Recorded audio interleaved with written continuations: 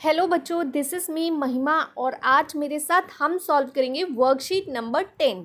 ये वर्कशीट 28 जुलाई 2021 के लिए है। क्लास 10 की वर्कशीट है। चलिए देखते हैं आज की वर्कशीट में क्या दिया गया है।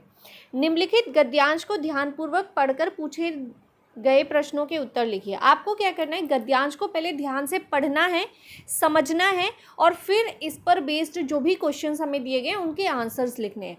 ये भी याद रखना है कि गद्यांश या काव्यांश अगर आपको दिया जाता है तो उसके उत्तर गद्यांश या काव्यांश पर बेस्ड लिखना होता है। ठीक है, अपने खुद के आंसर नहीं लिखने होते हैं।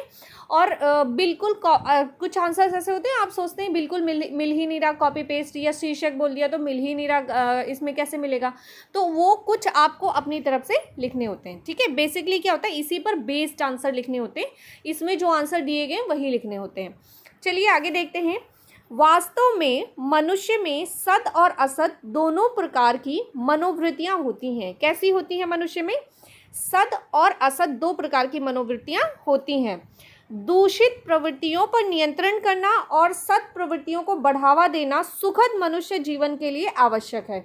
यानी कि जो हमारे अंदर दूषित प्रवृत्तियां यानी कि गलत आदतें हैं उनको नियंत्रण करना यानी कंट्रोल करना, जैसे आलस करना या इस तरह की जो चीज़ें होती हैं वो कैसी होती हैं, दूषित प्रवृत्तियां होती हैं। तो दूषित प्रवृत्तियां जो होती हैं, ये गुस्सा करना बात बात पे, बड़ों से बहस करना, ऐसी दूषित प्रवृत्तियों को क्या करना है, नियंत्रण करना है। और जो सद प्रवृत्तियां होती हैं यानी अच्छी आदतें होती हैं उनको क्या करना है, बढ़ावा देना। ये सुखद मनुष्य जीवन के लिए आवश्यक है, यानी कि एक अच्छे मनुष्य जीवन के लिए आवश्यक है।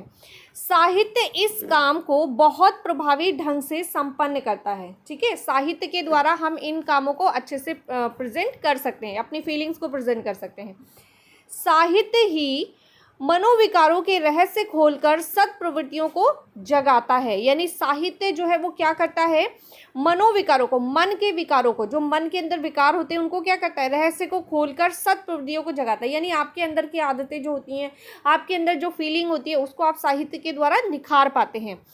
सत्य को रसों द्वारा जितनी आसानी से प्राप्त कर सकते हैं, ज्ञान और विवेक द्वारा नहीं कर सकते।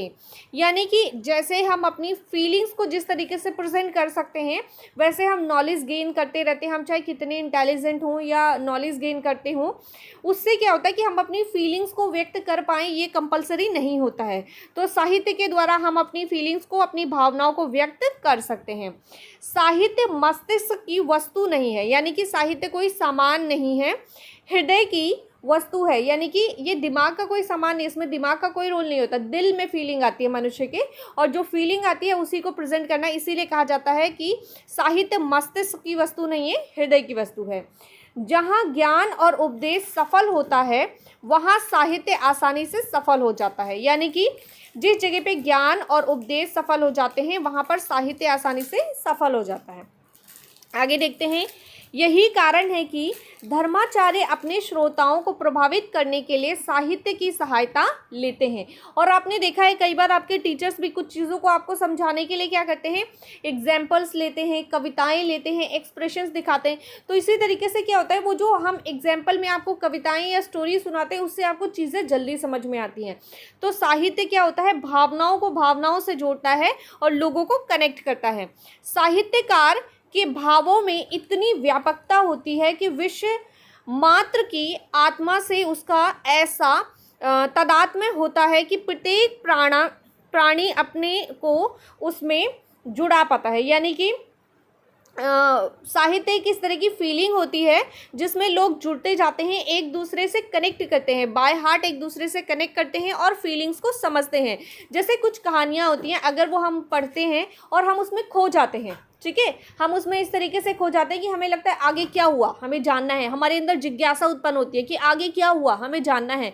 ठीक है, तो ये जो आपके अंदर जिज्ञासा उत्पन्न हो रही है ये क्या है, एक फीलिंग है। और ये फीलिंग कैसे आ रही है, जो साहित्य आपने पढ़ा उसमें आपको इंटरेस्ट आ रहा है। इसीलिए साहित्य का मतलब होता है जब लिखने वाला और पढ़ने वाला दोनों एक दूसरे को कनेक्ट करते हैं बाय फीलिंग। ठीक है, उसे ही साहित्य कहा जाता है। आगे देखते हैं। साहित्यकार के भावों में इतनी व्यापकता होती है, यानी साहित्यकार जो होते हैं उनकी भावों में इतनी व्यापकता होती है कि वो क्या करते हैं कि आत्माओं को एक दूसरे से जोड़ते हैं, यानी कि फीलिंग्स को, जो मैंने अभी आपको बताया। साहित्यकार अपने देश काल से प्रभावित होता है, यानी कि जिस वातावरण में, जिस देश में आप रहते हैं उन चीज़ों से हम प्रभावित होते हैं। युग की भावना उसकी भावना होती है। युग मतलब जो करंट में सिचुएशन चल रही होती है या जो जनरेशन चल रही होती है, जनरेशन जो ट्रेंड में होती है, जो चीज़ें वही उस साहित्य में आती हैं। आपने देखा होगा जो आजकल जैसे जो चीज़ें ट्रेंड में है, आजकल की जो लेटेस्ट कवि हैं या कविताएं हैं उनमें वो चीज़ें दिखाई देती हैं। तो इसलिए आपकी लैंग्वेज में, आज की जनरेशन की लैंग्वेज में कह सकते हैं कि ट्रेंडी, जो चीज़ ट्रेंड में होती है वही ट्रेंडी चीज़ें साहित्य में दिखाई देती हैं।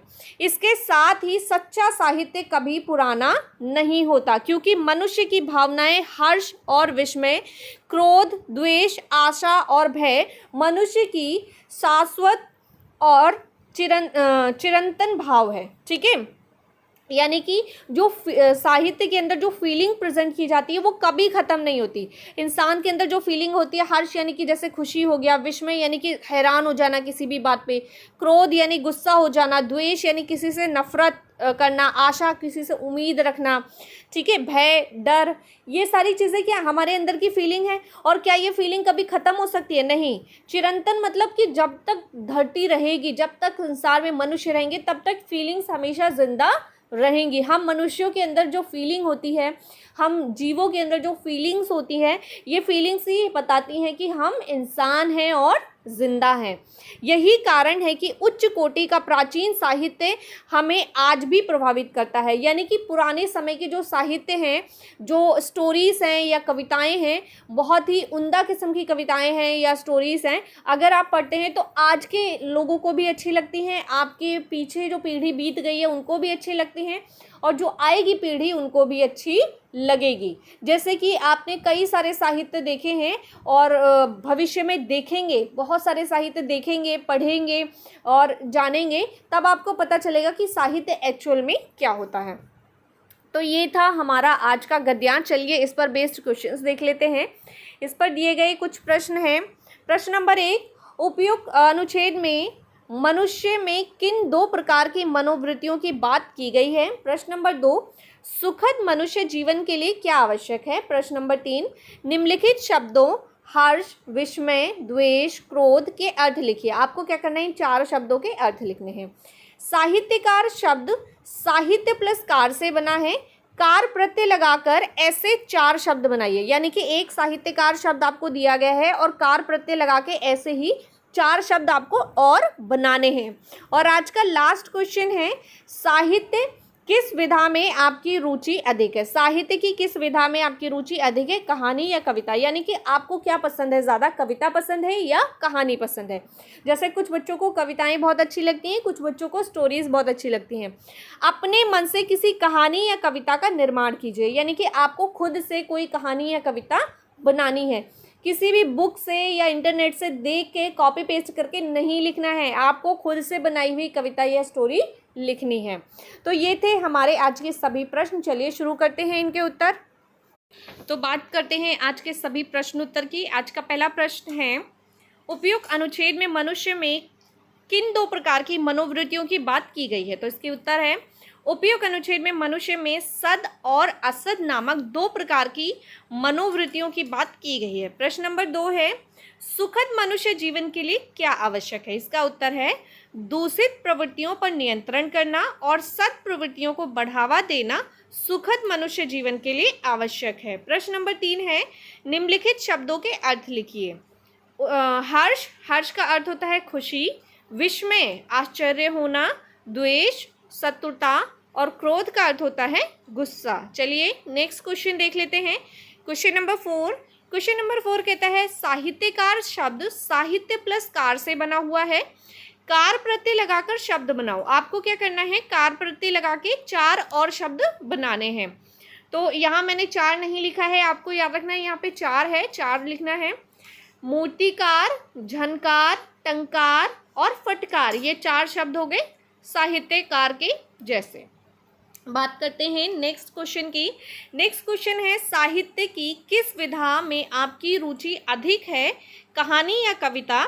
अपने मन से किसी कहानी या कविता का निर्माण कीजिए। तो आपको बोला गया है कि आपको कहानी ज़्यादा पसंद है या कविता, जो भी आपको पसंद है तो अपनी तरफ से आपको खुद से बनाना है। स्वरचित कविता या कहानी यहाँ पर लिखनी है। मैंने अपनी लिखी हुई एक कविता लिखी है। अगर आपको पसंद आती है तो आप मेरी कविता लिख सकते हैं, या आप चाहें तो अपनी स्वयं बना सकते हैं। ठीक है, तो ये कविता है, पड़ते ही धरती पर बूंदों की बौछार, निकलते हैं धरती से पौधे हजार, फिर से होता है हरा भरा संसार, जब आती है सावन की बौछार। तो ये एक छोटी सी मेरी कविता है। यदि आपको पसंद आती है तो आप लिख सकते हैं। ये हैं आज के सभी प्रश्न और उनके उत्तर। आई होप आपको समझ में आए होंगे। यदि आपको समझ में आए तो वीडियो को लाइक करना है, शेयर करना है और चैनल को सब्सक्राइब करना है, ताकि हर वीडियो का नोटिफिकेशन आपको टाइमली मिलता रहे। थैंक यू बच्चों।